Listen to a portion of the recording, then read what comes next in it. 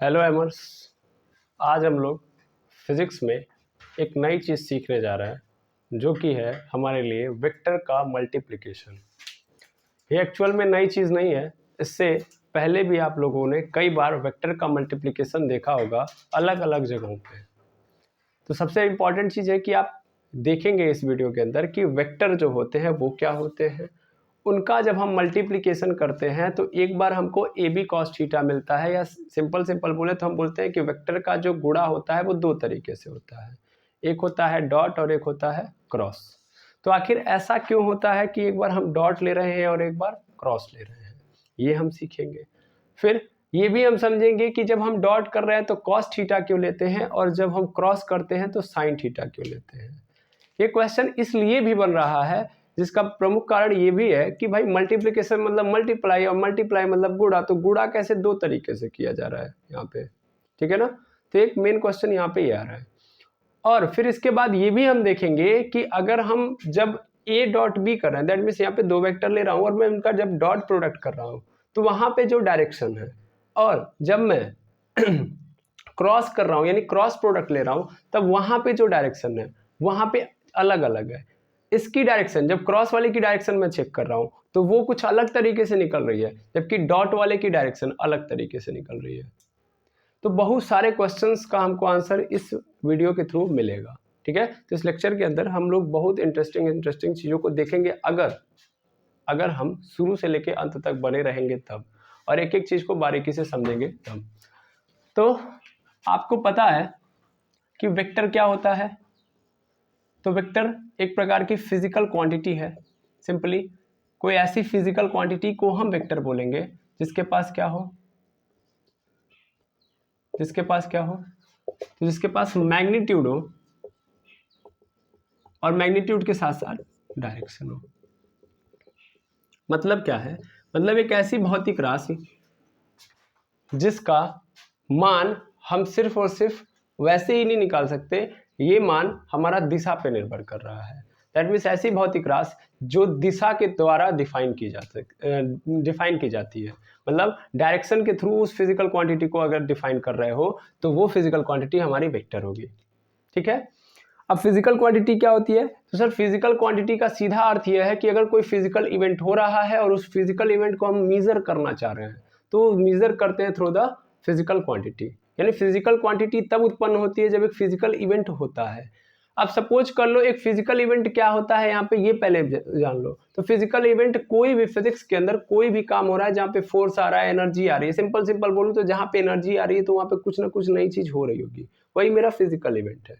Energy आएगी तो कोई ना कोई फिजिकल इवेंट होगा, ऊर्जा के द्वारा कोई काम किया जा रहा है, वो फिजिकल इवेंट है। अब उस फिजिकल इवेंट के अंदर हम डायरेक्शन यूज कर रहे हैं, मतलब वो जो फिजिकल इवेंट है वो डिपेंड है किसके ऊपर, डायरेक्शन के ऊपर।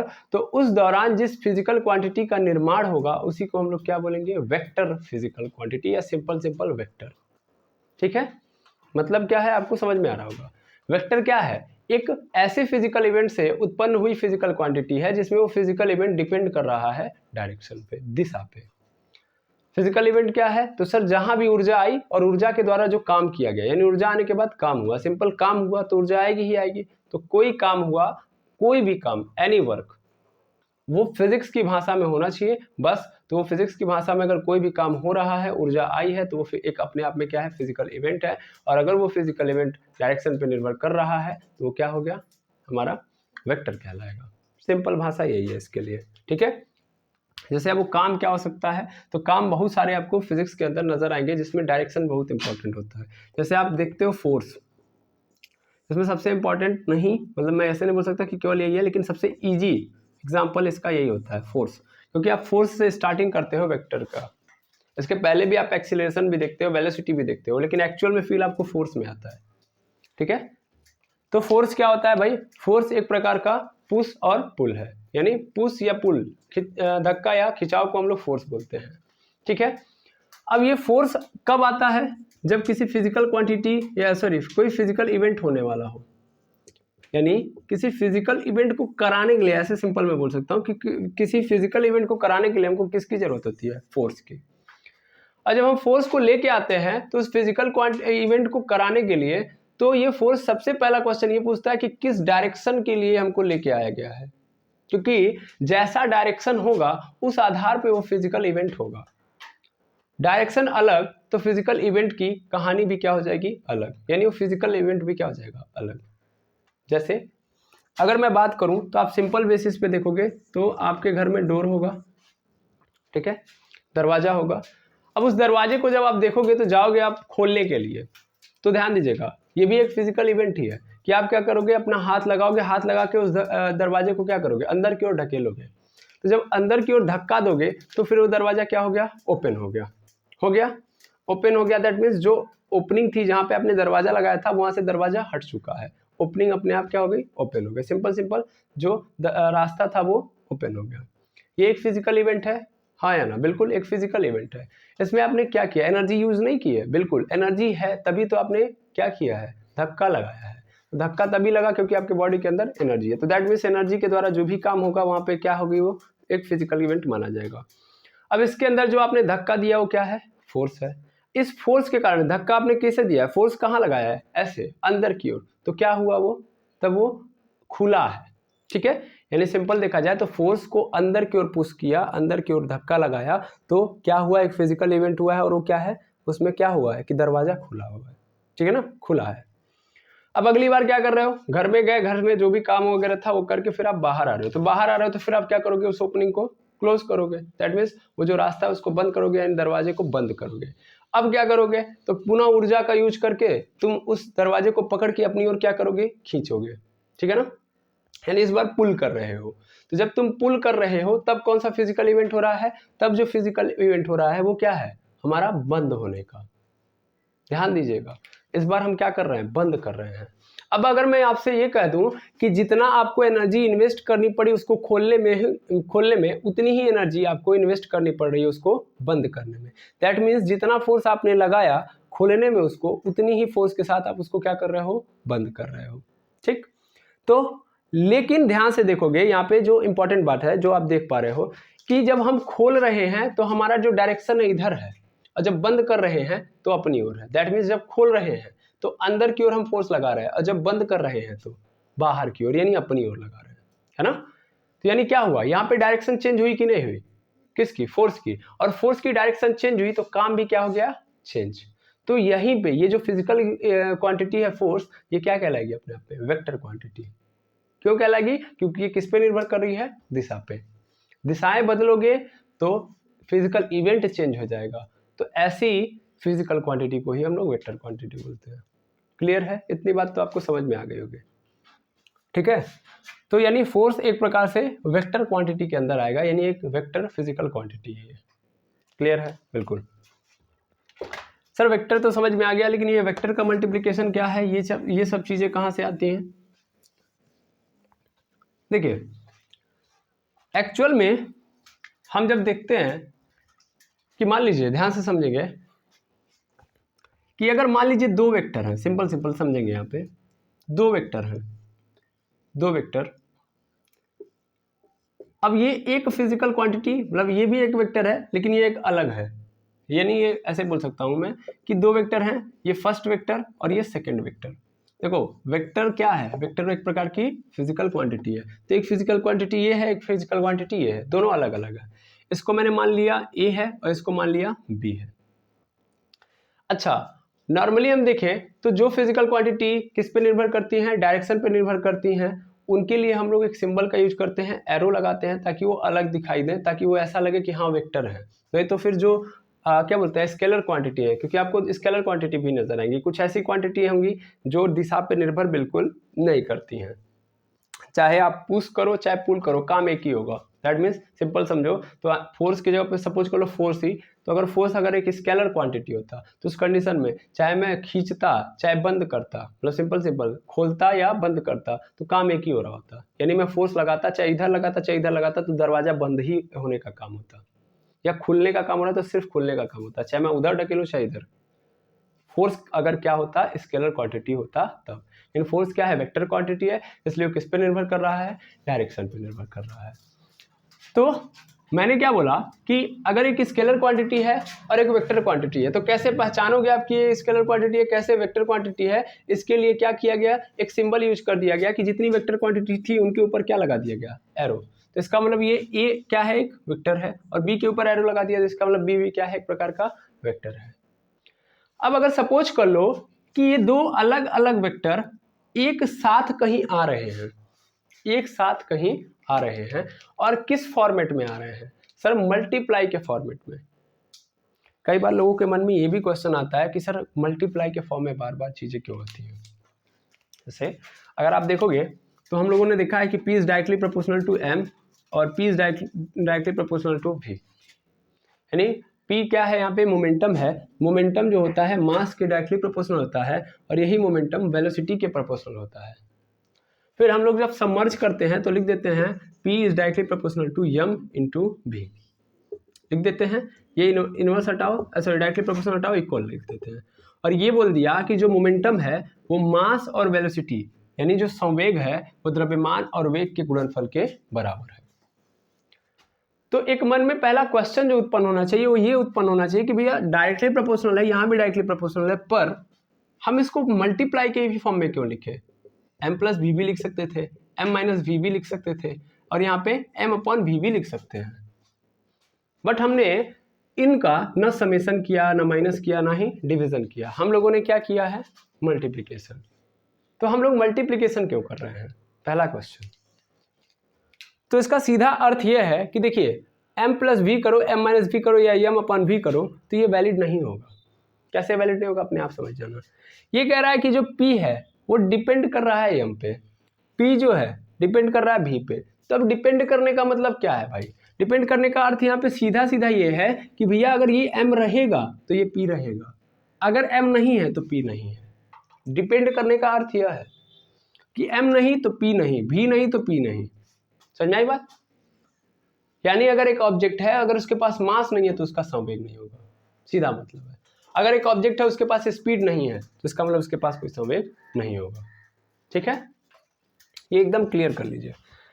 तो अगर मैं m प्लस वी कर रहा हूँ या m माइनस वी कर रहा हूँ या m अपॉन वी कर रहा हूँ, तो देखिए प्रॉब्लम क्या नजर आती है उसको देखते हैं हम लोग। प्रॉब्लम ये नजर आएगी कि सपोज कर लो मास जीरो हो गया। मान लिया मैंने बोल दिया कि m plus v is equal to p है, m minus v is equal to p है, m upon v is equal to p है, मतलब मैं इन चारों में से वैलिड करना चाहता हूँ। तो मैंने मान लिया कि कोई ऐसा ऑब्जेक्ट है जिसके पास मास क्या है, जीरो है, मास क्या है, जीरो, और वेलोसिटी क्या है, सपोज कर लेता हूँ 10 मीटर पर सेकेंड है। ठीक है, वेलोसिटी क्या है, 10 मीटर पर सेकेंड।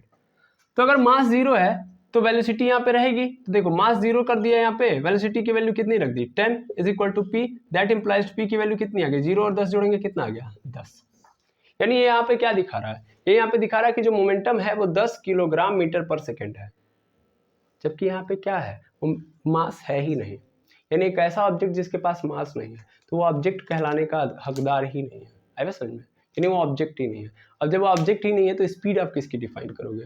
क्योंकि जब हम स्पीड किसी का डिफाइन करते हैं तो किसका डिफाइन करते हैं, किसी ऑब्जेक्ट का, किसी पार्टिकल का, किसी बॉडी का।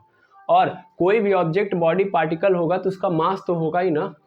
अगर मास नहीं है तो ना वो ऑब्जेक्ट है, ना बॉडी है, ना पार्टिकल है, कुछ भी नहीं है। फिजिक्स के अंदर ऐसा कोई भी रोल नहीं है किसी भी ऑब्जेक्ट का, पार्टिकल का या बॉडी का जिसके पास मास नहीं है।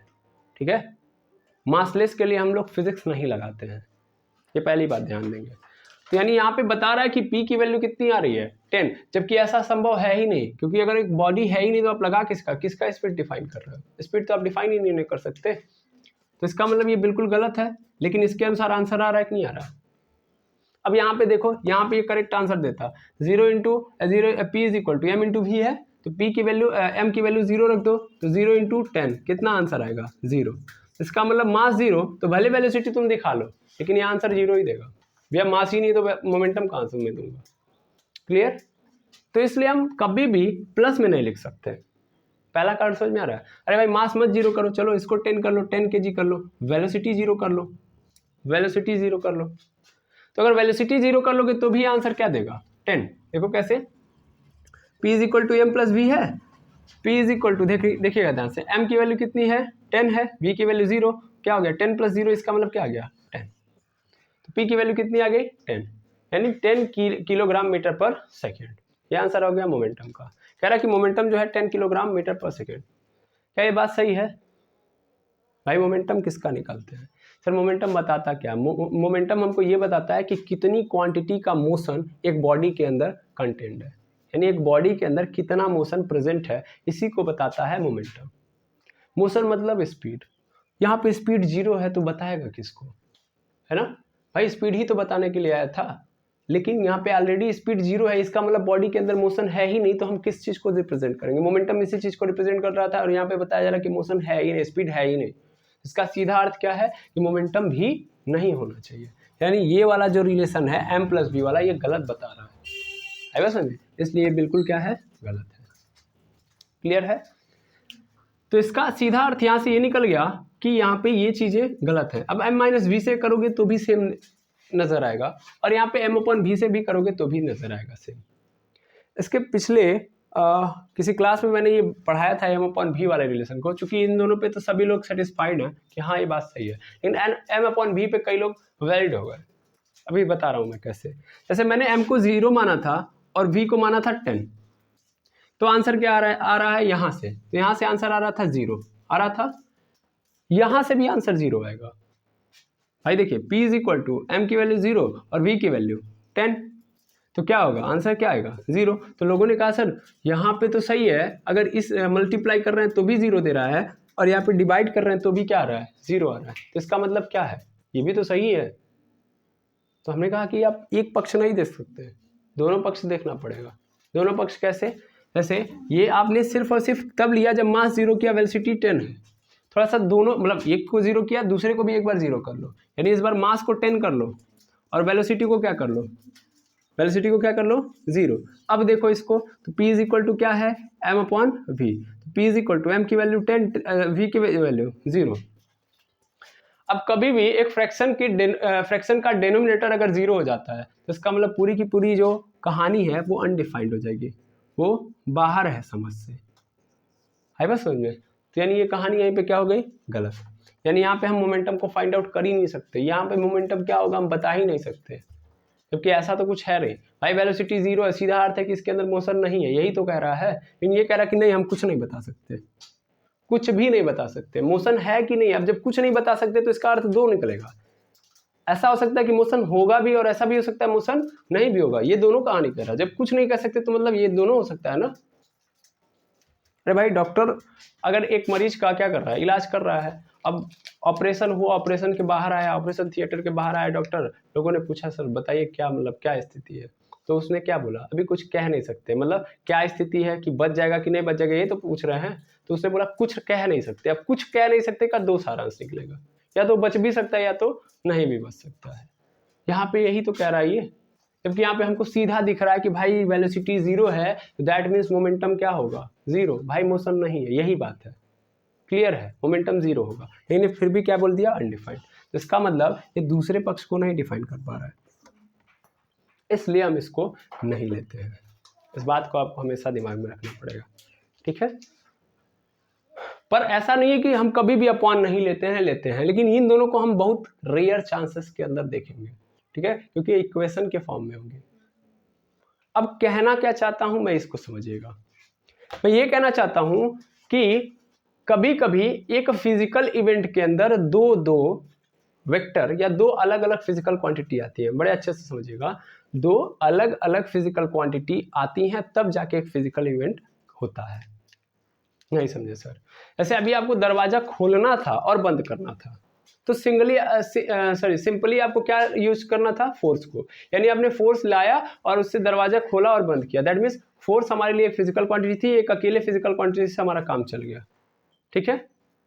लेकिन अभी हमको मैं हटा दूं, यहाँ पे फोर्स को हटा दूं, इस कहानी को हटा दूं, मैं कह रहा हूँ वर्क को लेके आता हूँ। तो वर्क के अंदर आप क्या देखते हो? वर्क के अंदर आप देखते हो वर्क = F × S, यानी यहाँ पे फोर्स भी चाहिए, डिस्प्लेसमेंट भी चाहिए कि भैया फोर्स लगा रहे हो और काम नहीं हो रहा। देखना वर्क क्या कहता है। फोर्स वर्क का मतलब सीधा मतलब है कि काम हो रहा है तो काम तभी माना जाएगा जब आप फोर्स लगाओ और डिस्प्लेसमेंट हो। 2 फिजिकल क्वांटिटी आएंगी तब जाके एक नया इवेंट पैदा होगा, तब जाके एक इवेंट माना जाएगा। यानी एक फिजिकल इवेंट कराने के लिए हमको यहाँ पे कितने लोगों की जरूरत पड़ी है? 2 फिजिकल क्वांटिटी की जरूरत पड़ रही है। तो दो फिजिकल क्वांटिटी मिलके एक इवेंट को करा रही हैं। क्लियरली समझिएगा, फिर से मैं बता दूं, एक फिजिकल इवेंट को कराने के लिए हो सकता है एक ही फिजिकल क्वांटिटी है, हो सकता है कि एक फिजिकल इवेंट को कराने के लिए एक से ज्यादा फिजिकल क्वांटिटी है। ठीक है, अब जब एक से ज्यादा फिजिकल क्वांटिटी आएंगी तो वो मिलके एक फिजिकल इवेंट को डन कराएंगी, तो उस दौरान एक फिजिकल क्वांटिटी की क्या होगी, उत्पत्ति होगी। समझना है, बड़ा इंपॉर्टेंट टर्म है। कई सारी फिजिकल क्वांटिटी आके यदि एक फिजिकल इवेंट को डन करा रही हैं तो हर एक फिजिकल इवेंट के डन होने पर एक फिजिकल क्वांटिटी का जन्म होता है। समझ में आई बात? यानी एक फिजिकल इवेंट कंप्लीट होगा तब एक नई फिजिकल क्वांटिटी। अब हो सकता है कि एक फिजिकल क्वांटिटी के जन्म में कई लोगों का हाथ हो, यानी कई फिजिकल क्वांटिटी आए हो, सीधा अर्थ ये है। ठीक है, ये मैं कहना चाहता हूं। अब वो फिजिकल क्वांटिटी का जो पैदा हुई है उस फिजिकल क्वांटिटी से रिलेशन होगा ही होगा, क्योंकि उनकी वजह से ही तो आया है वो। जैसे यहाँ पे आपने देखा कि ये मोमेंटम तभी आएगा जब मास और वेलोसिटी आएंगे, यानी मास और वेलोसिटी रहेंगे तब जाके क्या आएगा, मोमेंटम आएगा। यानी मोमेंटम को पैदा करने वाले कौन है, मास और वेलोसिटी। यानी एक ऑब्जेक्ट के पास मास हो और वेलोसिटी हो तब जाके क्या पैदा होगा, मोमेंटम। सीधा अर्थ ये है। तो हर एक फिजिकल क्वांटिटी जरूरी नहीं है कि वो अकेले अपने आप में सक्षम हो। आप फोर्स की बात कर रहे हो तो फोर्स के अंदर भी कहानी है, फोर्स भी अकेले नहीं पैदा हो सकता भैया। मास एंड एक्सीलरेशन, इसको पैदा किसने किया है, मास ने और एक्सीलरेशन ने। तो इसका मतलब फोर्स इन दोनों पे डिपेंड करेगा कि नहीं करेगा, यही मुझे कहना है। ठीक है, चलिए अब अगर आप इतनी बात समझ गए तो एक बात और समझिए कि जब ये दोनों आएंगे तो इन दोनों के साथ रिलेशन होगा, और वो रिलेशन जो होता है हमारे अनुसार वो चार तरीके का हो सकता है कि वो जुड़ के लेक पैदा की हो, मतलब मास और एक्सीलरेशन। ऐसे समझो कि मतलब दो फिजिकल क्वांटिटी हैं, एक नए मतलब दो फिजिकल क्वांटिटी हैं वो आ रही हैं, तो एक फिजिकल इवेंट हो रहा है, और उस फिजिकल इवेंट होने के बाद एक फिजिकल क्वांटिटी का जन्म हो रहा है। तो उस फिजिकल क्वांटिटी को पैदा करने वाले जो दो लोग हैं, हो सकता है वो प्लस के साथ रिलेशन बना रहे हैं उसको, कि ये दोनों प्लस होंगे तब वो आएगा नई फिजिकल क्वांटिटी। हो सकता है वो माइनस करने पे आए, हो सकता है वो डिवीजन करने पे आए, हो सकता है वो मल्टीप्लिकेशन करने पर आए। ठीक है, ऐसे ये फोर्स को बनाना है तो हो सकता है कि m प्लस ए करना हो, फोर्स को बनाना है तो m माइनस ए करना पड़े, फोर्स को बनाना है तो हो सकता है m इंटू ए करना पड़े, फोर्स को बनाना है तो m अपॉन ए करना पड़े। ठीक है, इन चारों में से कोई एक रिलेशन के थ्रू ये फोर्स बन रहा होगा। ठीक है, या तो ये दोनों जुड़ के बना रहे होंगे। भाई फोर्स किस पे डिपेंड कर रहा है, मास और एक्सीलरेशन पे। तो हो सकता है मास और एक्सीलरेशन को जोड़ दिया जाए तो फोर्स आए, हो सकता है मास और एक्सीलरेशन को घटा दिया जाए तो फोर्स आए, हो सकता है मास और एक्सीलरेशन को गुणा कर दिया जाए तो फोर्स आए, और हो सकता है मास और एक्सीलरेशन को डिवाइड कर दिया जाए तो फोर्स आए। ठीक है, मतलब इन चारों में से कोई भी हो सकता है, लेकिन हम लोग अगर देखेंगे तो मैक्सिमम चांसेस के अंदर हमको ज्यादातर एक फिजिकल क्वांटिटी की उत्पत्ति का कारण मल्टीप्लिकेशन नजर आएगा। मैक्सिमम फिजिकल क्वांटिटी का जन्म किसी फिजिकल क्वांटिटी के, किन्हीं फिजिकल क्वांटिटी के मल्टीप्लिकेशन के कारण होता है ज्यादातर चांसेस में। आप ऐसे बहुत सारे एग्जांपल देख सकते हो, लेकिन ज्यादा के अनुसार मैं एक बात और बोल दूं कि सिर्फ मल्टीप्लिकेशन से नहीं होता, ये भी आपका भ्रम हो जाएगा अगर आप सिर्फ, मैं यहाँ पे ये बोल दूं कि सिर्फ इसी से होता है, नहीं, डिवीजन से भी उत्पन्न होती है फिजिकल क्वांटिटी। तो मल्टीप्लिकेशन और डिवीजन दो इंपॉर्टेंट टर्म है, यानी एक फिजिकल क्वांटिटी का जो जन्म होगा वो मल्टीप्लिकेशन से भी और डिवीजन से भी होगा। तो इसका मतलब प्लस और माइनस से नहीं होगा, प्लस और माइनस से भी किन्हीं फिजिकल क्वांटिटी का जन्म होता है, क्योंकि चार तरीके हैं हमको एक फिजिकल क्वांटिटी का जन्म कराने के लिए, उत्पत्ति कराने के लिए। क्लियर है, याद रखेंगे इस बात को। तो मल्टीप्लिकेशन से भी हो सकता है और डिवीजन से भी हो सकता है। जैसे एग्जाम्पल के रूप में देख लो, तो अभी आप लोगों ने जस्ट देखा कि फोर्स का जो निर्माण होता है m इंटू ए, यानी क्रॉस से होता है, मतलब सॉरी मल्टीप्लिकेशन से होता है। लेकिन वहीं पे देख लो वेलोसिटी का, या सॉरी एक्सीलरेशन को ही देख लो, एक्सीलरेशन पैदा होता है v अपॉन टी से, यानी delta v upon delta T से। यहाँ पे क्या हो रहा है, यहाँ पे वेलोसिटी और टाइम आपस में डिवाइड हो रहे हैं। वेलोसिटी भी एक अलग फिजिकल क्वांटिटी और टाइम भी एक अलग फिजिकल क्वांटिटी है, इन दोनों का जब डिवीजन हो रहा है तब एक फिजिकल क्वांटिटी पैदा हो रही है, और वो है एक्सीलरेशन। ठीक है, तो इसका मतलब मल्टीप्लाई से भी काम चलेगा और डिवाइड से भी काम चलेगा, इस बात को याद रखेंगे। ठीक है, और जो रूल आपका यहाँ पे फिलहाल के लिए मल्टीप्लिकेशन पे फॉलो होगा, वही सेम टू सेम रूल किस पे फॉलो होगा, डिवीजन पे, फिलहाल के लिए। ठीक है, अब मैं अगर आगे बढ़ूं, कहानी को आगे थोड़ा सा बढ़ाऊं, तो मैं ये समझ लिया कि भैया मल्टीप्लिकेशन और डिवीजन से हो रहा है। अब हमने 2 वेक्टर लिया, तब से ये बेचारे खड़े हैं, सोच रहे हैं कि क्या होना है इनके साथ, एरो के साथ तब से बैठे हुए हैं। चलिए इनको हम सोचते हैं।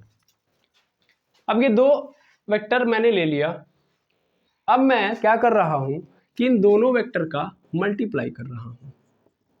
दोनों वेक्टर का क्या कर रहा हूं? मल्टीप्लाई कर रहा हूं। तो जब मैं इन दोनों वेक्टर का मल्टीप्लाई करता हूं तो मुझे एक नई फिजिकल क्वांटिटी मिल जाती है c। फिलहाल के लिए ऐसे समझिए कि मैंने 2 फिजिकल क्वांटिटी ली, ध्यान से समझिएगा, सॉरी 2 वेक्टर क्वांटिटी ली और इनका मल्टीप्लाई किया तो मुझे क्या मिल गया? एक नया फिजिकल क्वांटिटी मिल गया और वो क्या है? c। ठीक है, सुनिएगा बड़े अच्छे से, क्योंकि यहाँ से अगर आप नहीं पकड़े तो फिर दिक्कत हो जाएगी। ठीक है, अब देखा ये गया कि जब मैं मल्टीप्लिकेशन कर रहा हूँ, किसी फिजिकल क्वांटिटी के साथ, तो जब मैं किसी वेक्टर का, चूंकि वेक्टर के पास एक और प्रॉपर्टी होती है, वेक्टर के पास एक छुपी हुई प्रॉपर्टी ये होती है कि जब उसको हम किसी एंगल पे लगाते हैं, दैट मीन्स किसी एंगल पे वो काम कर रहा होता है, दैट मीन्स क्या, किसी एक डायरेक्शन में ना काम करके वो किसी एंगल पे काम कर रहा होता है। जैसे यहाँ पे है, अगर मान लो ये वेक्टर सीधा एक्स एक्सिस पे, तो सीधा सीधा मतलब ये कि एक्स एक्सिस के लिए काम कर रहा है। अगर ये वेक्टर इधर की ओर है, वाई एक्सिस में है, तो इसका मतलब ये वाई एक्सिस के लिए काम कर रहा है। लेकिन अगर ये बीच में हो जाता है तो इसका मतलब क्या है, ये कि एक्स एक्सिस पे भी काम कर रहा है और वाई एक्सिस पे भी काम कर रहा है। ठीक है ना, ये पावर है किसके पास? वेक्टर के पास। ठीक है, अब ये दोनों की ओर काम कर रहा है, एक्स एक्सिस की ओर भी और वाई एक्सिस की ओर भी। तो यहाँ पे हमको एक टर्मिनोलॉजी पढ़नी पड़ती है, resolution of vector. Resolution of vector क्या होता है, ये सब आप बहुत पहले भी पढ़ चुके होंगे, तो इसमें कुछ नया नहीं बताने जैसा है, बस मैं आपको थोड़ा सा समझा देता हूँ कि भाई कोई भी वेक्टर है, एक्स एक्सिस के साथ अगर उसने थीटा एंगल बनाया है, तो मान लेता हूँ कि ये जो कंपोनेंट है, सपोज कर ले रहा हूँ ए वेक्टर है, ये सॉरी ए वेक्टर यहाँ पे काम कर रहा था, यानी ए वेक्टर यानी एक फिजिकल क्वांटिटी थी जो एक्स और वाई के बीच में लग रही थी और एक्स के साथ क्या बना रही थी? थीटा एंगल बना रही थी। तो जिसके साथ ये थीटा एंगल बनाएगी उसका हम लोग क्या लेंगे? Cos theta. यानी यहाँ पे क्या होगा? यानी इस कंपोनेंट का कॉस थीटा यहाँ पे होगा। ठीक है, जबकि ये वाई एक्सिस के साथ कोई एंगल नहीं बना रही थी, बना रही है, कोई एंगल कैसे नहीं बना रही है, यहाँ पे यही मिस्टेक हो जाता है। यहाँ पे ये वाई एक्सिस के साथ थीटा एंगल नहीं बना रही है, दैट मीन्स ये क्या बना रही है? 90 माइनस थीटा। तो यानी कितना बना रही है? 90 माइनस थीटा। आएगा समझ में? तो 90 माइनस थीटा जिसके साथ बनाएगी ये, उसका मतलब यहाँ पे क्या होगा? इस ए का साइन कंपोनेंट होगा, यानी यहाँ पे क्या आ जाएगा? Sine theta. सिंपल मतलब ये है। जिसके साथ थीटा एंगल बनाएगी, डायरेक्ट एंगल बनाएगी, वो क्या होगा मेरा? उसके साथ उस कंपोनेंट का, उस वेक्टर का कॉस थीटा लूंगा, और जिसके साथ 90 माइनस थीटा लेगी बनाएगी, उसके साथ मैं क्या लूंगा? उस वेक्टर का साइन थीटा लूंगा मैं। ये हम लोग बहुत अच्छे से जानते हैं। ठीक है, अब अगर मैं ध्यान दूं इस वेक्टर की कहानी को, तो अगर मैं ध्यान दूं तो ये वेक्टर क्या है? एक्स एक्सिस पे है, इसका मतलब क्या है? इस कंपोनेंट का, इस ए वेक्टर का ये क्या है? हॉरिजॉन्टल कंपोनेंट है। भाई ये 2 टुकड़ों में हो गया ना, टुकड़े को ही हम कंपोनेंट बोल रहे हैं। तो ये जो ए वेक्टर है वो 2 टुकड़ों में चल रहा है, एक तो हॉरिजॉन्टल और एक वर्टिकल। तो ये साइन थीटा क्या हो गया मेरा? Vertical component. ठीक है, ये हॉरिजॉन्टल कंपोनेंट और ऊपर वाला वर्टिकल कंपोनेंट। ठीक है, तब इससे मैं क्या साबित करना चाह रहा हूं, इसको समझना जरूरी है। मैंने देखा कि जब मैं इन दोनों का गुणा कर रहा हूं, तो गुणा करते वक्त हो क्या रहा है कि अगर सपोज कर लीजिए कि मैं इसका जो कंपोनेंट है और इसका कंपोनेंट, इस वेक्टर ए का कंपोनेंट और इस वेक्टर बी का कंपोनेंट, या इस ए वेक्टर को और बी वेक्टर को एक साथ ले रहा हूं, यानी एक दूसरे के पैरेलल हैं। बड़े अच्छे समझिएगा, मैं अभी इसको नहीं लेके आऊंगा, अभी इसको अलग रख रहा हूं, इसको अलग। यहाँ पे मैं देख रहा हूँ कि मैं एक वेक्टर ए लिया, दूसरा वेक्टर बी लिया, और ये दोनों वेक्टर एक दूसरे के क्या हैं? पैरेलल हैं। ये दोनों वेक्टर आपस में क्या हैं? पैरेलल हैं। तब हमको ये देखने के लिए मिला कि ये दोनों वेक्टर जब आपस में मल्टीप्लाई करते हैं तो जो फिजिकल क्वांटिटी उत्पन्न होती है, एक्चुअल में उसको दिशा पे कोई, मतलब दिशाओं से कोई इंटरेस्ट नहीं है। नहीं समझे हम? मतलब एक वेक्टर ए है और एक वेक्टर बी है, मैं क्या कर रहा हूँ? वेक्टर ए और बी को एक साथ एक ही डायरेक्शन में ले रहा हूँ, एक साथ एक ही डायरेक्शन में। मतलब ए वेक्टर ए है और ये वाला बी है, और दोनों डायरेक्शन किस में है? सेम, ऐसे है, यानी दोनों एक दूसरे की क्या है? पैरेलल है। दोनों एक दूसरे के पैरेलल हैं, तो उस कंडीशन में जो फिजिकल क्वांटिटी पैदा हो रही है वो कौन सी है? सी है। आई बात समझ में? वो कौन सी फिजिकल क्वांटिटी पैदा हो रही है? सी, और सी मतलब स्केलर है यहाँ पे। फिलहाल में ऐसे समझो कि वहां से जो फिजिकल क्वांटिटी उत्पन्न होगी वो कैसी होगी? स्केलर। लेकिन अगर मैं एक वेक्टर ये है मेरा ए और इसको मैं ले रहा हूँ इस डायरेक्शन में, तो मैं बी को इसके परपेंडिकुलर डायरेक्शन में, चाहे इधर रखूँ, चाहे इधर रखूँ, चाहे नीचे की ओर रखूँ, हमेशा परपेंडिकुलर। तो अगर मैं परपेंडिकुलर ले रहा हूँ और तब मैं गुणा कर रहा हूँ, तब जो मुझे आंसर मिल रहा है, तब जो फिजिकल क्वांटिटी उत्पन्न हो रही है वो कैसी है? वेक्टर क्वांटिटी उत्पन्न हो रही है। ठीक है, यानी सर अगर मैं तरीका अलग अलग, मैं फिर से बता रहा हूं, यहाँ पे प्रॉब्लम कहाँ है? इसमें प्रॉब्लम है कि वेक्टर के पास पावर है कंपोनेंट बनाने की। अगर वो एंगल क्रिएट कर रहा है किसी के साथ तो वो दो कंपोनेंट में भाग लेगा। अगर वो एक्स एक्सिस पे है तो सीधा एक्स एक्सिस के लिए काम करेगा, वाई एक्सिस से लेना देना नहीं है। और अगर वाई एक्सिस पे है तो एक्स एक्सिस से लेना देना नहीं है। लेकिन अगर बीच में आ गया तो वाई एक्सिस पे भी है और एक्स एक्सिस पे भी है। ये बात आप जानते हो। यहाँ पे मैं कह रहा हूँ कि अगर दो वेक्टर है, दोनों वेक्टर को मैं एक साथ ले रहा हूँ, एक डायरेक्शन में ले रहा हूँ, पैरेलल ले रहा हूँ, तब जो फिजिकल क्वांटिटी आ रही है, तब मैं उनको अगर गुणा कर रहा हूँ, तब जो फिजिकल क्वांटिटी पैदा हो रही है वो स्केलर पैदा हो रही है। और अगर मैं उनको अलग अलग दिशाओं के साथ ले रहा हूँ, यानी परपेंडिकुलर डायरेक्शन में मैं उनका मल्टीप्लाई कर रहा हूँ, तब मुझे जो नजर आ रही है वो क्या है? वेक्टर क्वांटिटी नजर आ रही है। तो सर गुणा ही कर रहे हैं, दोनों जगहों पे गुणा कर रहे हैं, तो उस कंडीशन में हमको ये देखने के लिए मिल रहा है कि गुणा ही कर रहे हैं, दोनों जगहों पे गुणा कर रहे हैं और दोनों जगहों पे अलग अलग कंडीशन नजर आ रहे हैं। अलग अलग जगहों पे हमको अलग अलग क्या मिल रहे हैं? फिजिकल क्वांटिटी मिल रही है। ठीक है, इस बात को समझना बहुत जरूरी है। मैं ऐसे अपने मुंह से वैसे ही नहीं बोल दे रहा हूँ, इसका कारण है वर्क। वर्क कारण बना नहीं, वर्क मैं एक एग्जांपल के थ्रू समझा रहा हूँ। वर्क के अंदर हम लोग जानते हैं कि F W is equal to क्या होता है? एफ और एस। मतलब मैं डब्ल्यू कहाँ से पैदा, ये डब्ल्यू कहाँ से पैदा होता है? जब एफ और एस का गुणा होता है। और आपको भी पता है कि फोर्स क्या है? वेक्टर क्वांटिटी है। डिस्प्लेसमेंट भी क्या है? वेक्टर क्वांटिटी है। और जब ये दोनों आपस में गुणा करते हैं तो क्या होता है? आता है डब्ल्यू। लेकिन ये डब्ल्यू स्केलर क्वांटिटी है, ये इंपॉर्टेंट बात है। ये डब्ल्यू क्या है? स्केलर क्वांटिटी है। अब मैंने यहाँ पे गुणा ही किया है और गुणा के अंदर भी मैंने यहाँ पे क्या लिख दिया? डॉट। तो एक क्वेश्चन यहाँ पे ये भी आता है कि हम लोग क्यों हम यहाँ पे डॉट लेते हैं और क्यों दूसरे के लिए क्रॉस लेते हैं, ये भी हमको समझना जरूरी है। ठीक है, तो ये भी चलिए समझ लेते हैं। जैसे वर्क के अंदर देखेंगे तो जब ये एफ और एस दोनों पैरेलल रहेंगे, याद रखेंगे हम लोगों ने क्या पढ़ा है? हम लोगों ने पढ़ा है कि पहली बात तो बल और दूसरा मतलब पहला चीज तो बल, पहला चीज तो डिस्प्लेसमेंट, यानी एक ऑब्जेक्ट के ऊपर हम बल लगा रहे हैं तो डिस्प्लेसमेंट होगा। तो मुझे डिस्प्लेसमेंट चाहिए, लेकिन वो जो बल लगा रहे हो वो बल हमेशा किस डायरेक्शन में होना चाहिए? डिस्प्लेसमेंट के डायरेक्शन में होना चाहिए। अगर वो भैया इसे थीटा एंगल बना रहा है तो उसका वो कंपोनेंट लो जो हमारे डिस्प्लेसमेंट के डायरेक्शन में है। ठीक है ना, तो वही मेरे वर्क के लिए कैपेबल होगा, अदरवाइज जो उसके परपेंडिकुलर चल रहा है वो मेरे लिए जरूरी नहीं है। जैसे एक ब्लॉक है, इस ब्लॉक के ऊपर मैं ऐसे एफ फोर्स लगा रहा हूँ, सपोज कर लो ये थीटा एंगल बना रहा है, मेरा डिस्प्लेसमेंट किधर की ओर हो रहा है? इधर की ओर हो रहा है। तो अगर मैं जानना चाहता हूँ कि कितना काम हुआ तो मुझे इस फोर्स का कौन सा लेना पड़ेगा? कई लोगों को अभी भी नहीं समझ में आ रहा है। मैं ऐसे नीचे कर ले रहा हूँ, ये डिस्प्लेसमेंट है, मान लो ये फोर्स जो है वो इसी डायरेक्शन में ना जाके कहाँ लग रहा है? बीचों बीच लग रहा है, यानी हॉरिजॉन्टल से थीटा एंगल पे लग रहा है ये फोर्स। तो मुझे कौन सा कंपोनेंट लेना पड़ेगा? वही कंपोनेंट जो मेरे एस के अलोंग है, यानी एस के डायरेक्शन में है। तो मैं अगर करूँगा तो तोड़ूंगा तो फिर से थीटा के साथ बना रहा है, तो इधर क्या हो जाएगा? एफ कॉस थीटा, और इधर की ओर क्या हो जाएगा? F sine theta. तो कौन सा यहाँ पे जो फोर्स है वो कैपेबल है हमारे वर्क के लिए, यानी वर्क के लिए कौन सा लिया जाएगा? वर्क के लिए हमारा एफ कॉस थीटा लिया जाएगा, क्योंकि यही मेरा क्या है? एस के डायरेक्शन में है। और ध्यान से देखो तो ये क्या है? ये वाला पोर्शन इस डिस्प्लेसमेंट के क्या है? पैरेलल है कि नहीं है? ये एस है और ये क्या है? F cos theta. दोनों पैरेलल है कि नहीं है ना? ये दोनों क्या है? पैरेलल है। तब जाके मेरा क्या निकल रहा है? डब्ल्यू। लेकिन अगर मैंने क्या ले लिया? इसका परपेंडिकुलर ले लिया, यानी दोनों को ये डिस्प्लेसमेंट है, ये फिजिकल क्वांटिटी डिस्प्लेसमेंट ये क्या है? इस डायरेक्शन में, और एफ साइन थीटा ले लिया मैंने ऊपर डायरेक्शन में, दैट मींस इनके बीच में कितना एंगल बनने लग रहा? 90। तब मेरा वर्क 0 होगा, तब मेरा वर्क पैदा ही नहीं होगा। है वो समझ में? यहाँ पे दिख रहा है ना कि दो फिजिकल क्वांटिटी को मैं अगर पैरेलल ले रहा हूँ, इस वेक्टर है दोनों दोनों, तब मुझे क्या मिल रहा है? एक स्केलर मिल रहा है। लेकिन जब मैं परपेंडिकुलर लूंगा, परपेंडिकुलर के लिए कौन सा एग्जांपल मैं ले सकता हूँ यहाँ पे बताइए? तो यही वर्क को मैं जब टॉर्क के अंदर लूंगा, टॉर्क रोटेशनल मोशन के अंदर आता है टॉर्क, जो रोटेशनल मोशन कराने के लिए अनिवार्य होता है, इसेंशियल होता है। तो वो टॉर्क की जब मैं परिभाषा देखता हूँ तो टॉर्क की जो परिभाषा होती है वो कैसी होती है, तो टॉर्क इज इक्वल टू होता है F into R, F into are.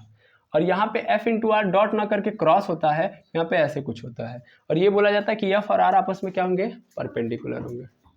ठीक है, एफ और आर कैसे होने चाहिए, परपेंडिकुलर। तो इसलिए जो मेरा फिजिकल क्वांटिटी पैदा होती है वो भी क्या होती है, एक वेक्टर होती है। और इसलिए देखो टाउ के ऊपर भी मैंने क्या लगा दिया, एरो, जबकि डब्ल्यू के ऊपर मैंने कोई एरो नहीं लगाया क्योंकि W is a scalar quantity.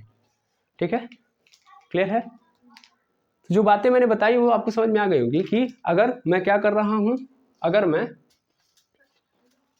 दो वेक्टर को पैरेलल लेके चल रहा हूं तो जो फिजिकल क्वांटिटी का मल्टीप्लिकेशन करने पे जो मुझे फिजिकल क्वांटिटी उत्पन्न हुई नजर आएगी वो स्केलर होगी, और अगर वो परपेंडिकुलर होगी तो कैसी होगी, वेक्टर क्वांटिटी को पैदा करेंगे वो सब। ठीक है, पहली बात यहाँ पे मल्टीप्लिकेशन ही लेके हम चलेंगे। ठीक है, ध्यान देंगे। और आखिर ये क्यों हुआ, तो हम लोगों ने बाई प्रैक्टिकली देखा, ये प्रैक्टिकली हम लोगों के अनुसार नजर आ रहा है। ठीक है, यहाँ पे ध्यान से देखो, वर्क के लिए हमारे लिए इंपॉर्टेंट है कि डिस्प्लेसमेंट यही, देखो इस डायरेक्शन में डिस्प्लेसमेंट इसलिए हो रहा है क्योंकि ये फोर्स आया है, और अगर मान लो मैं इधर फोर्स लगाता तो डिस्प्लेसमेंट ऊपर होता, तो काम ऊपर की ओर माना जाता है। लेकिन हमको पता है कि अगर मैं एक जगह से बॉक्स, इस बॉक्स को यहाँ से यहाँ लाना चाह रहा हूँ तो मुझे क्या करना पड़ेगा, इधर की ओर फोर्स चाहिए, ना कि ऊपर की ओर। आयो समझ में। जबकि यहाँ पे देखिएगा टॉर्क वाले कंडीशन में क्या हुआ कि अगर मैं चाहता हूँ कि टॉर्क आए, दैट मीन्स ये घूमे, तो मुझे फोर्स ऐसे लगाना पड़ेगा, और रेडियस कैसी होगी, ऐसी। आप सभी लोग जानते हैं, है ना। यानी अगर मान लीजिए कि ये बोल्ट है, यहाँ से रिंच वगैरह वाला आप एग्जांपल पढ़े होंगे, अगर कभी पढ़े होंगे तो यहाँ पे देखिएगा ये रोटेशनल एक्सिस है, इस रोटेशनल एक्सिस से इस पॉइंट तक मैं मान लेता हूँ दूरी कितनी है, आर है। तो ध्यान देंगे इस आर के परपेंडिकुलर जब मैं फोर्स लगाऊंगा तब जाके ये क्या होगा, घूमेगा। यहाँ पे मैंने रिंच एज्यूम किया है, क्या एज्यूम किया है, रिंच। ठीक है, यहाँ पे रिंच लिया है, तो ये रिंच है। इस रिंच के इस पॉइंट तक मैं आते आते, ये मेरा रोटेशनल एक्सिस है, इससे दूरी मेरी आर है, इस पॉइंट पे मैं क्या लगा रहा हूँ, फोर्स लगा रहा हूँ इस तरीके से। ध्यान दीजिएगा मेरे रेडियस की ये परपेंडिकुलर फोर्स लग रहा है, हाँ या ना। तो रेडियस के जब परपेंडिकुलर फोर्स लगेगा तब जाके मेरा क्या होगा, ये टॉर्क यानी ये जो नट है खुलेगा, यानी घूमेगा। ये समझ में आई बात, अदरवाइज नहीं घूमेगा। अगर तुमने कैसा लगा दिया, अगर तुमने पैरेलल लगा दिया तो कोई मोशन, कोई रोटेशनल मोशन नहीं होगा। ठीक है, तो सब प्रैक्टिकली देखा गया है कि जब मैं परपेंडिकुलर लगा रहा हूँ तब मुझे एक नई फिजिकल क्वांटिटी पैदा होते हुए नजर आ रही है, जब मैं पैरेलल लगा रहा हूँ तो एक नई फिजिकल क्वांटिटी पैदा होते नजर आ रही है। ऐसा नहीं है कि परपेंडिकुलर वाले में पैरेलल भी लगा दो तो भी काम बन जाएगा, इसको फील करना बड़ा जरूरी है। ठीक है, और ये भी देखा गया कि जो फिजिकल क्वांटिटी पैदा हो रही है यहाँ पे वो भी क्या है, एक वेक्टर क्वांटिटी है जब परपेंडिकुलर है, और जब पैरेलल है तो फिर स्केलर है। ठीक है, अब क्वेश्चन आता है कि आखिर कैसे हम इन चीज़ों को समझेंगे कि भैया इनका मल्टीप्लिकेशन ये हुआ है, तो कैसे कैसे समझेंगे, इसको समझते हैं। नहीं समझे सर, जो आप बोले भैया, मैंने बोला मल्टीप्लिकेशन दो तरीके का होगा। कैसा होगा, मल्टीप्लिकेशन दो तरीके का होगा। एक तो पैरेलल मल्टीप्लिकेशन होगा, हाँ या ना, पैरेलल मल्टीप्लिकेशन, और दूसरा परपेंडिकुलर मल्टीप्लिकेशन।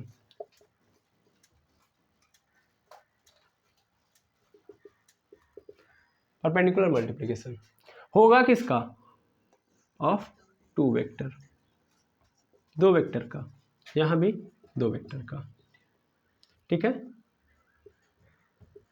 और अगर पैरेलल मल्टीप्लिकेशन हो रहा है दो वेक्टर का तो उस मल्टीप्लिकेशन को हम लोग बोलते हैं डॉट प्रोडक्ट। भाई मल्टीप्लिकेशन को हम प्रोडक्ट बोल सकते हैं, ठीक है ना, तो डॉट प्रोडक्ट। यहाँ पे ऐसा है, मल्टीप्लिकेशन हटा दो, सीधे सीधे क्या लिख दो, प्रोडक्ट। तो parallel product of two vector, तो वो डॉट प्रोडक्ट हो गया। और जबकि perpendicular multiplication of two vector, ये क्या हो गया, ये क्रॉस प्रोडक्ट। तो अब क्वेश्चन आता है ऐसा क्यों, ऐसा क्यों, ऐसा क्यों। ठीक है, इसको डॉट बोला गया, इसको क्या बोला गया, क्रॉस। मैं सबसे पहले दो वेक्टर लेता हूँ। यहाँ पे मैंने ए लिया, एक वेक्टर है, बी लिया, दूसरा वेक्टर है, और मैंने यहाँ पे लिख दिया डॉट। और मुझे क्या मिल रही है, सी। सी कैसी क्वांटिटी है, ये दोनों तो वेक्टर है लेकिन ये क्या देंगे, स्केलर। बार बार मुझे अब नहीं बोलना चाहिए, ठीक है ना। यहाँ पे क्या पैदा होगी, स्केलर क्वांटिटी। ये प्रैक्टिकली देखा गया है। ठीक है, ऐसे ही A cross B is equal to C vector. ये भी क्या है, यहाँ पे जो होगा वो कैसा होगा, वेक्टर होगा। अच्छा, मैं जो बात बोल रहा हूँ कि मैंने बोला प्रैक्टिकली, याद रखिएगा फिजिक्स के अंदर कोई भी थ्योरी आती है, कोई भी डेरिवेशन होता है या कोई भी फॉर्मूला बनता है थ्रू द प्रैक्टिकल, क्योंकि फिजिक्स एक ऐसा सब्जेक्ट है जिसमें हर एक चीज़ बेस्ड है ऑन प्रैक्टिकल। वो आपके आसपास हो रही थी, उसको ऑब्जर्व किया गया और वही चीज़ आपको पढ़ाई जा रही है। यहाँ पे ऐसा नहीं है कि मैंने अपने मन से एज्यूम कर लिया है, या ऐसा नहीं है कि पहले फॉर्मूला बना दिया गया तब बाद में ऐसा प्रैक्टिकली देखा गया। ये सब चीज़ें पहले प्रैक्टिकली देखी गई हैं, तब ये समझा गया कि यार मैं अगर दोनों का क्या बोल रहा हूँ क्रॉस कर रहा हूँ तो मुझे जो वेक्टर मिल रहा है, या सिंपल है जब मैं दो वेक्टर का क्या बोलते हैं परपेंडिकुलर प्रोडक्ट ले रहा हूँ तब मुझे क्या होगा, सॉरी परपेंडिकुलर कंपोनेंट ले रहा हूँ या परपेंडिकुलरली मैं मल्टीप्लाई कर रहा हूँ तब मुझे जो वेक्टर मिलेगा वो क्या होगा, सॉरी जो क्वांटिटी मिलेगी वो वेक्टर क्वांटिटी होगी। और जब मैं अगर पैरेलल ले रहा हूँ या पैरेलल दोनों का मल्टीप्लाई कर रहा हूँ तब मुझे क्या मिलेगी, इसमें से कोई भी ऐसा चाहे वर्क हो चाहिए रिंच बोल्ट वाला हो, इसमें कोई ऐसा प्रैक्टिकल नहीं है या कोई ऐसा एग्जांपल नहीं है जो आप देख रहे हो कि आप प्रैक्टिकली नहीं देख सकते। तो प्रैक्टिकल ऑब्जर्व करके ऐसा सब बताया गया है। पहले वेक्टर नहीं पैदा हुआ, पहले एक्सपेरिमेंट पैदा हुआ, पहले ये चीज़ें आई हैं। आई बात समझ में? इन चीज़ों को ऑब्जर्व करके इस वेक्टर को बनाया गया है। क्लियर? ये बात याद रखेंगे। ये तो कॉन्सेप्ट है सिर्फ समझने का आपको, ठीक है, ताकि आप डेरिवेशंस को समझ पाओ, ताकि आप न्यूमेरिकल कर पाओ, बस। अब क्वेश्चन है कि डॉट क्यों हुआ और ये क्या क्रॉस क्यों हुआ, ठीक है। तो ध्यान देंगे कि मान लेता हूं कि मैं यहाँ पे, ध्यान दीजिएगा, अगर मैं ऐसा करता हूं तो मेरा क्या निकल के आता है। जैसे सपोज कर लीजिए कि दो वेक्टर हैं, सपोज कर लीजिए एक बी वेक्टर है और एक ए वेक्टर है, ठीक है, या सिंपली एक ए वेक्टर है और एक बी वेक्टर है। तो आपको पता है कि अगर मैं इन दोनों वेक्टर को लूँ, सपोज कर लीजिए ये ए है बी है, ए को मैं ऐसे ना लेके थोड़ा सा एंगल पे लेता हूँ, किसी एंगल पे ऐसे, ठीक है, ये ए है और बी है, ठीक है। साफ जगह पे बनाता हूँ ताकि अच्छे से समझा पाऊँ। ऊपर सब कबाड़ है, इसको मैं हटा रहा हूँ।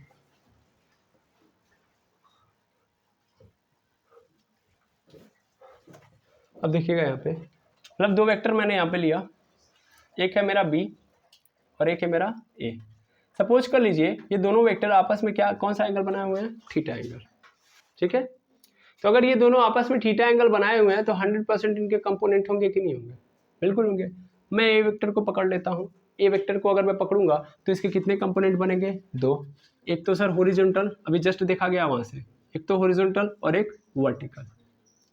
अब जिसके साथ थीटा बनाता है वो क्या होता है मेरा, ए कॉस थीटा, यानी यहाँ पे क्या हो जाएगा ए कॉस थीटा, यानी ये वाला कंपोनेंट पूरे वेक्टर का कॉस थीटा होगा, जबकि ये वाला क्या हो जाएगा ए साइन थीटा, यानी ए साइन थीटा, ठीक है। ये क्या कहता है, डॉट प्रोडक्ट क्या बोलता है, डॉट प्रोडक्ट कहता है बेटा हमको करना क्या है कि हमको पैरेलल लेना है। क्या लेना है, पैरेलल। क्योंकि ये बीच में था, ना पैरेलल था ना परपेंडिकुलर था, तो प्रॉब्लम थी, इसलिए मैंने ये को तोड़ दिया, एक तो पैरेलल बना दिया, एक तो परपेंडिकुलर, मतलब एक हॉरिजॉन्टल बना दिया और एक वर्टिकल। अब इसमें से जो हॉरिजॉन्टल वेक्टर कंपोनेंट आया है इस ए का, वो क्या है, इस बी वाले वेक्टर के क्या है, पैरेलल है। पैरेलल का मतलब एक ही डायरेक्शन में, तो इसकी भी डायरेक्शन इधर ही है और बी वाले की भी डायरेक्शन इधर ही है, तो इसका मतलब ये दोनों क्या हो गए, पैरेलल हो गए। तो इसका मतलब ये जो सी है, इसका मतलब जो सी है भाई, वो सी कैसे पैदा हुआ होगा, सर वो होगा ए कॉस थीटा इंटू बी से, बी वेक्टर से, ठीक है।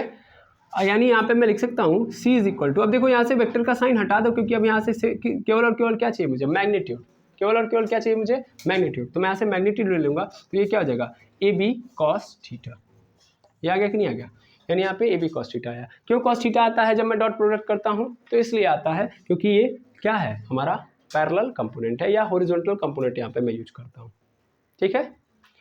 फिर यहाँ पे क्वेश्चन आता है कि साइन थीटा, यहाँ पे जैसे इसको अगर हम तोड़ेंगे, तो इसको अगर हम तोड़ रहे हैं तो क्या आएगा, देख लो पहले ही सी, इसको तोड़ेंगे तो हमको कैसा चाहिए, दोनों का दोनों परपेंडिकुलर होना चाहिए, यानी एक वेक्टर के थ्रू दूसरा, सॉरी एक वेक्टर के अबाउट दूसरा वाला वेक्टर क्या होना चाहिए, परपेंडिकुलर होना चाहिए। तो अगर मैं ध्यान से देखूँ इस ए और बी को, यहीं से सब करना है भाई, यहाँ से देखूँ तो ये मेरा ए वेक्टर था, तो ए वेक्टर इधर अगर देखा जाए तो बी के पैरेलल बन रहा है, जबकि ये कहाँ बन रहा है, परपेंडिकुलर मतलब इसके साथ 90 का कोण बनाना चाहिए, तो बना तो रहा है 90 का कोण। वैसे भी जब मैं एक वेक्टर के दो कंपोनेंट निकालता हूं तो दोनों कंपोनेंट आपस में क्या होते हैं, 90 डिग्री पे स्थित होते हैं। तो इसका मतलब मुझे बी के साथ कौन सा चाहिए, इसका परपेंडिकुलर। तो इसका परपेंडिकुलर क्या है भाई, ए साइन थीटा। तो इसका मतलब ये क्या हो जाएगा, ए साइन थीटा, क्योंकि अब हम यहाँ पे मैग्नीट्यूड ले रहे हैं तो वेक्टर लगाने की जरूरत नहीं है, बी का भी हम क्या ले लेंगे, मैग्नीट्यूड, ठीक है, समझ में आया। अब मैं यहाँ पे c इज इक्वल टू क्या करूँगा, तो यहाँ पे देखूंगा तो ए बी हो जाएगा और फिर क्या आ जाएगा साइन थीटा, तो यानी vector c is equal to क्या हो गया ए बी साइन थीटा। ठीक है, क्लियर है बिल्कुल। यहाँ पे ये c क्या है, स्केलर दिख रहा है, सीधे सीधे स्केलर है, और यहाँ पे क्या है वेक्टर है। लेकिन अभी कहानी खत्म नहीं हुई है, सब चल रहा है वेक्टर वेक्टर, सब क्या है वेक्टर वेक्टर है। और अगर वेक्टर वेक्टर की कहानी चल रही है तो वेक्टर के अंदर की बात हमको समझनी पड़ेगी कि ये वेक्टर एक ऐसी फिजिकल क्वांटिटी है जो किस पे निर्भर करती है, डायरेक्शन पे, और हम लोग कहीं भी डायरेक्शन का नामो निशान नहीं रख रहे हैं तो मज़ा नहीं आएगा। ज़रूरी है डायरेक्शन निकालना। चलिए अब डायरेक्शन निकालने का तरीका समझते हैं। ठीक है,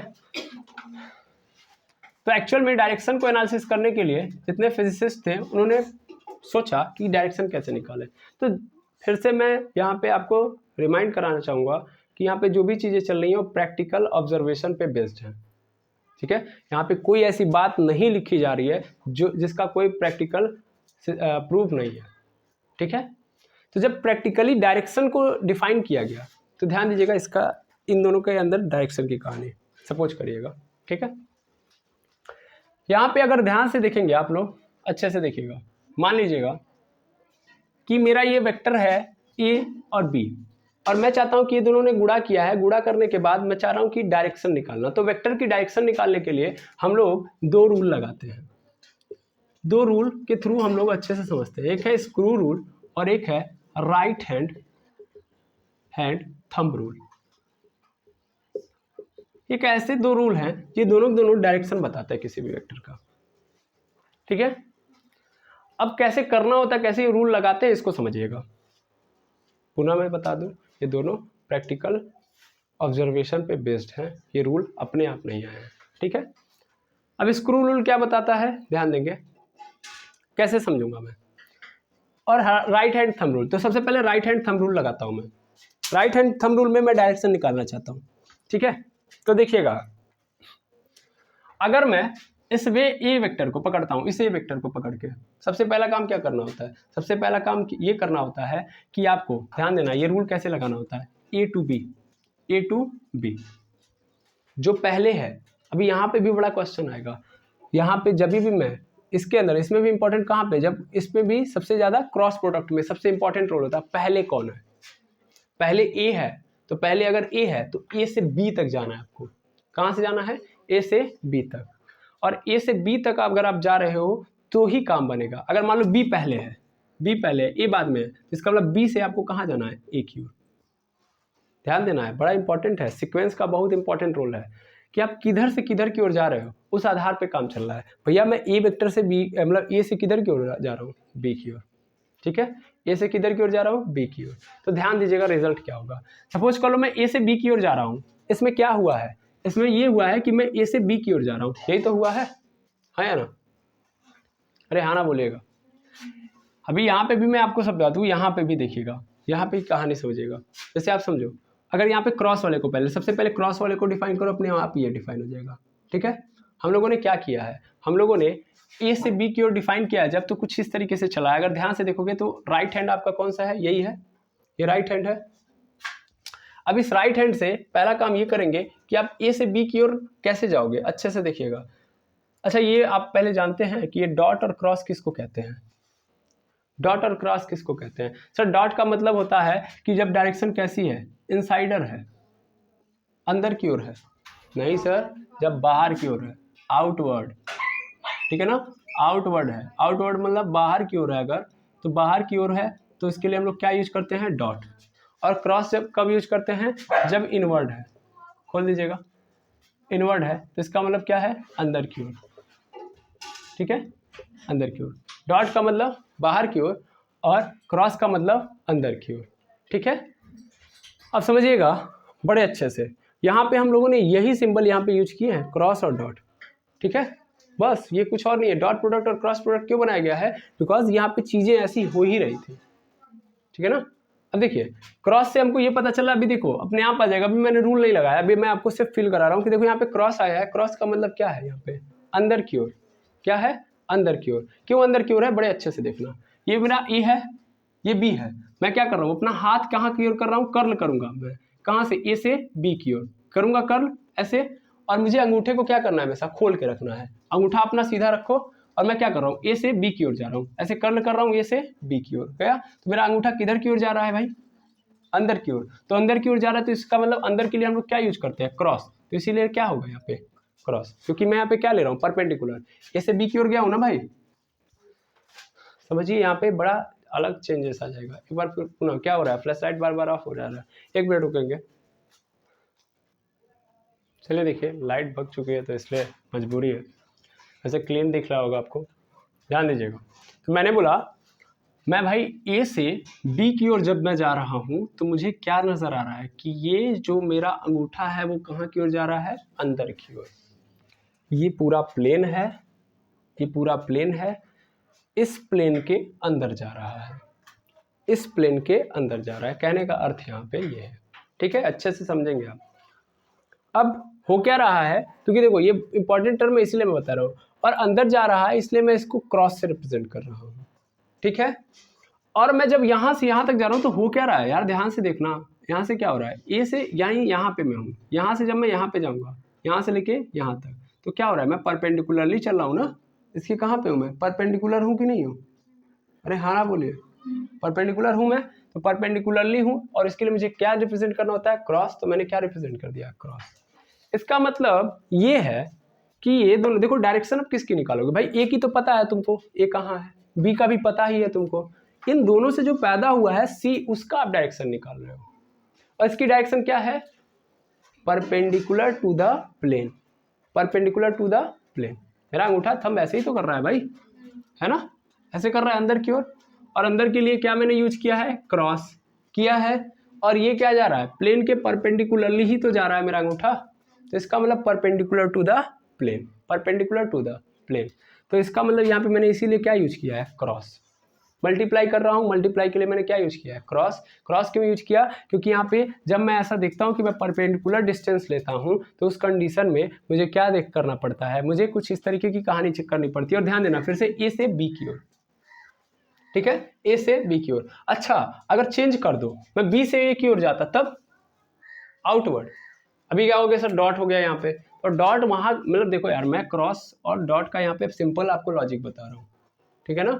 लेकिन अगर आप कभी भी परपेंडिकुलर करोगे, देखो शुरुआत में जब ये यूज किया गया था टर्म क्रॉस का और डॉट का, तो जैसे मैंने बाय मिस्टेक ऐसे कर दिया कि मैं ए से बी की ओर आ रहा हूँ तो इनवर्ड गया हूँ ना, तो लोगों ने भी यही किया, क्योंकि यहाँ पे दोनों जगहों पे मल्टीप्लिकेशन हो रहा है, और मुझे दोनों मल्टीप्लिकेशन को अलग अलग दिखाना पड़ेगा। बड़े अच्छे से समझो, मल्टीप्लाई हम जब करते हैं तो दो तरीके से करते हैं, आप मैथ के अंदर देखे होंगे, वेरिएबल और नंबर के बीच में जब किया जाता है ना तो ऐसे डॉट लगाया जाता है, लगा दिया जाता है, या वेरिएबल नंबर छोड़ो कहीं भी आप देखोगे तो ऐसे डॉट से भी किया जाता है और क्रॉस से भी। पूरा फुल ये है, और उसका आधा क्या है ये, कभी कभी आपको क्या नजर आएगा ऐसे, कभी कभी ऐसे, बेसिक लेवल पे आपको ऐसे नजर आएगा, लेकिन अपर लेवल पे जाओगे तो डॉट।